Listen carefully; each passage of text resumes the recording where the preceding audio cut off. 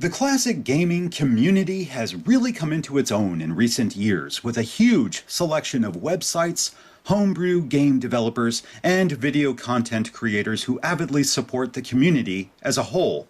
Although many of the people within this community are not only passionate, but work well together in keeping the spirit of classic gaming alive, there are a few who tend to abuse the trust that is often placed in members for their own personal gain.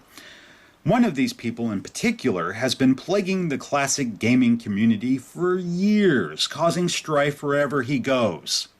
Kieren Hawken, who has gone by a number of different handles on various websites, but who is currently best known as the creator of the Laird's Lair YouTube channel, has been a thorn in the side of many true classic gaming enthusiasts, website administrators, homebrew game developers, and YouTube content creators for quite some time now. Wherever he goes, he leaves behind a trail of lies, slander, and self-promotion at the expense of others, causing irreparable harm in many cases. Although he has self-styled himself as an expert in classic gaming, he is anything but, often displaying a level of knowledge that is clearly cursory and substandard when compared to many more passionate and knowledgeable. Even worse is the fact that he has a history of taking credit for others' work, plagiarizing Wikipedia and other sources, passing it off as his own, pulling out the victim card whenever he is called out. The list of various trespasses he has committed against many members of the community is vast, but can be broken down to four main categories. 1. Stealing credit for games created by others. 2. Defamation of prominent website owners and game developers. 3. Pirating games while accusing others of doing the same. 4. Various trolling and, of course, lies.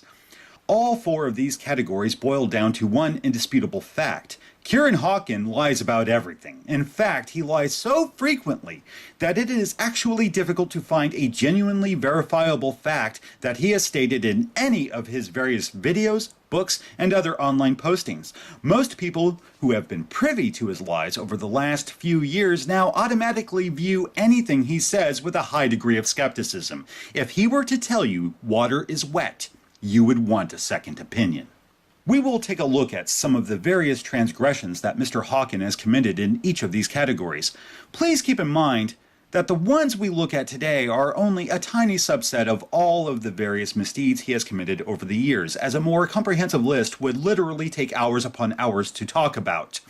All of these incidents are based on fact without any speculation or conjecture, showing his own words. We will also provide proof that contradicts his claims in the form of screenshots and links to the source material in order to let you, the viewer, judge the veracity of his claims yourself. For more detailed information on his various lies, we will be including a link to a forum post that goes into far more detail. Now, before going into said details, it should be noted that Mr. Hawken has used a variety of screen names on different forums and websites, yet, due to the trail of lies that he has spread, it has been easy to link them all together, which is listed here for your reference. So, without further ado, let's get started. 1. Stealing credit for games created by others. Mr. Hawken got his start in the classic gaming community many years ago by joining various forums and claiming to have written a number of games for several old computers, namely the ZX Spectrum and the Atari ST, even going so far as to put his name by a number of different games on an Atari ST game database. One by one, many of the original authors of the games ended up disputing his claims, which upon closer examination were clearly false. Of course, this wasn't limited to just putting his name on various games on the Atari ST database. He then made these claims on the World of Spectrum website, which were quickly cast into doubt, then verified by various users to be false.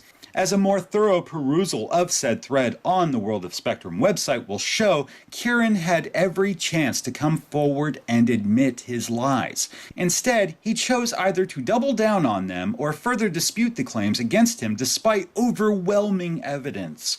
One would think that a rational person would learn their lesson after these incidents. Instead, he decided to try such hijinks a few years later on the Atari Age website, where he claimed to be programming several games in BASIC for the Spectrum computer. With his credibility already severely lacking by this point, it didn't take long for someone to point out that his games were little more than lightly modified BASIC type enlistings from several books containing such programs for the Spectrum computer. Again, when confronted with evidence contradicting his spurious claims, Kieren instead doubled down on his lies while trying to deflect, which is a common tactic he takes. As you can see, he has clearly made a habit of stealing credit for others' work instead of creating his own original work. 2. Defamation of prominent website owners and game developers. The various activities that Kieren has engaged in over the last few years has left him with plenty of enemies, due in no small part to his refusal to admit to any of his lies. Those who are the ones to speak up about him first are often immediately branded by him as troublemakers, yet he refuses to acknowledge his own part in any of the multiple problems that are constantly left in his wake.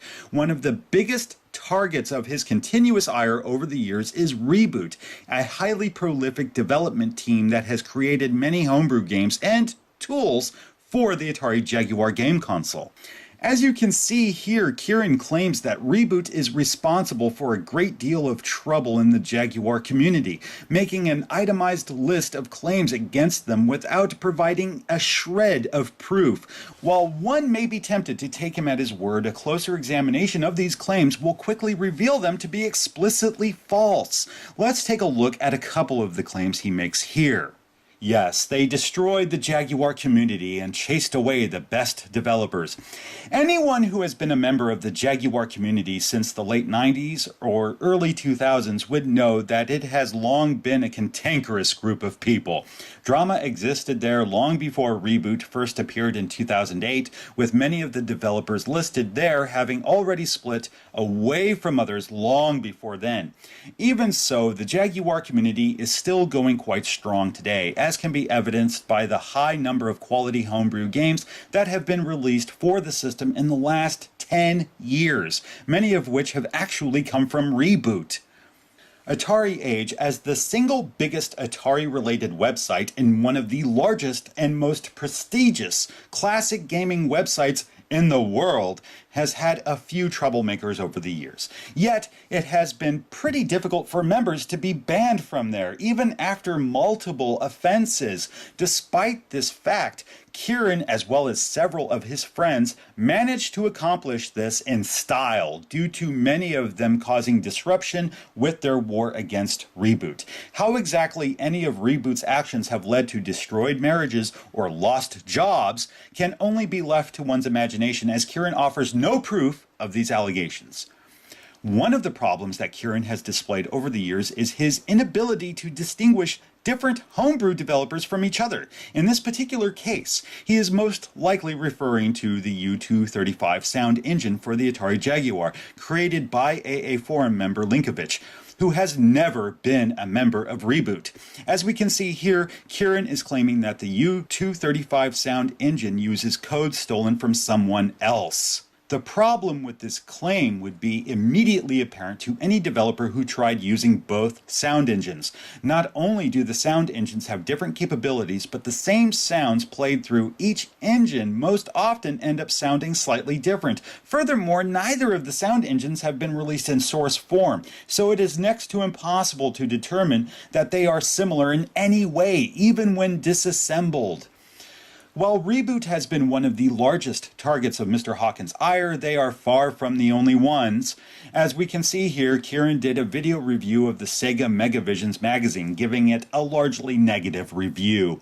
What he failed to disclose was the fact that he had applied to be a writer for this very same publication but had been rejected, as you can see by a comment left under the video by the editor-in-chief of the magazine. This incident alone should raise questions about Mr. Hawken's journalistic integrity. 3. Pirating games while accusing others of doing the same. As we already saw earlier, Kieren doesn't seem to have a high opinion of anyone who sells other people's work for their own profit. Here is more evidence of this. Unfortunately, this appears to be yet another case of Kieren displaying his complete lack of integrity. One of the many ways that Kieren Hawken supplements his income is by selling various gaming media through eBay, as can be seen here under the name Retro Originals. A quick perusal of the titles he has listed on his store will quickly reveal a variety of different games, videos, and demos for the Atari Jaguar game system. Unfortunately, he does not own the rights to sell any of this material, yet accuses others of doing the same thing. Hypocritical much? 4. Various trolling and lies. After seeing some of the previous exploits of Mr. Hawken, it should come as no surprise that he has either been banned from or left on bad terms multiple classic gaming related forums. One of the sites listed here was another Atari Jaguar related site called Jaguar Sector 2, which is now defunct. Shortly before being banned from Atari Age, he denied having been banned from this site. Unfortunately for him, his attempt at obfuscation didn't work, as other AA members had access to another forum and spotted his post where he admitted to having been banned after all. Surprisingly enough, he also had tried to deny being banned from Atari Age. Here he insinuates that he could return to Atari Age if he wanted. Of course, this would be difficult to do since his account on Atari Age is still banned. Score another one for Mr. Hawken in the lack of credibility column. Of course, his misdeeds don't just end with forum posts. Mr. Hawken has become a prolific author over the last few years, having published a variety of classic gaming related books, many of which are sold on Amazon. Without going into the veracity of the contents of these books, it should be interesting to note some of the reviews that have been left about his books. Not all of the reviews for his books are negative, true. In fact, there are plenty of overly enthusiastic positive reviews that quite obviously come from a sock puppet account. Using sock puppet accounts to try to give himself more credibility is behavior that Mr. Hawken has exhibited for years, even using such accounts on other forums to agree with whatever lies he was dispensing. Naturally, he has brought this practice over to reviews of his own books, as can be evidenced by the large number of positive reviews for his books by this Retro Girl account on Amazon. Keep in mind that there are no verified purchase tags by these reviews, clearly indicating that the reviewer didn't purchase them on Amazon, something that is often a hallmark of a sock puppet account. What is also not surprising is that there is a negative review left for a book that is similar in style and content to his own books in an effort to boost his own profile at the expense of others. Now, what's to say that this Retro Girl account belongs to Kieren?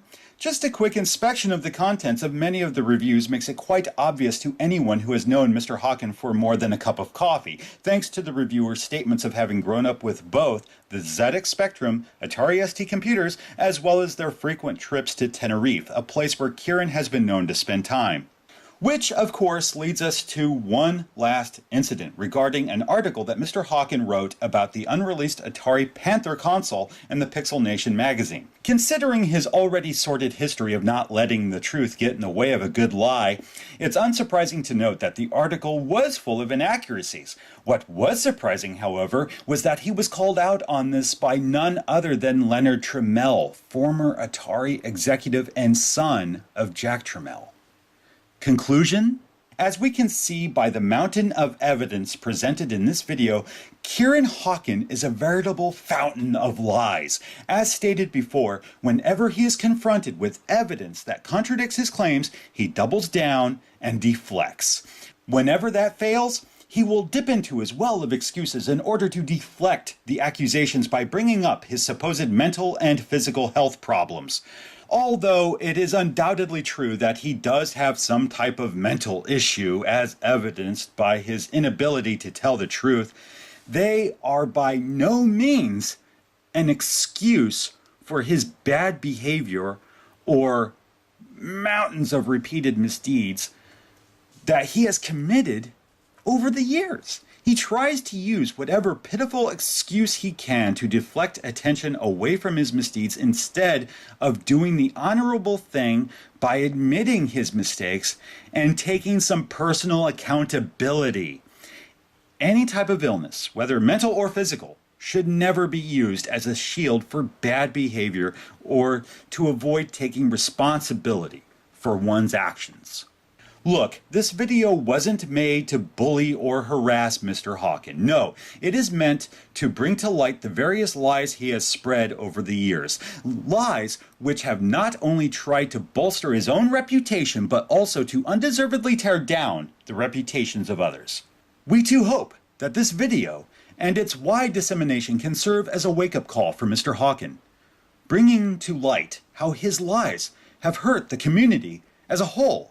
While it won't right the wrongs that have been committed, taking steps to own up to his actions, apologizing for them, and making a conscious effort to be a productive force in the community would go a long way towards healing the rifts he has caused. Until that day happens, however, others should be well aware to avoid having any dealings with Mr. Hawken. Thank you for watching.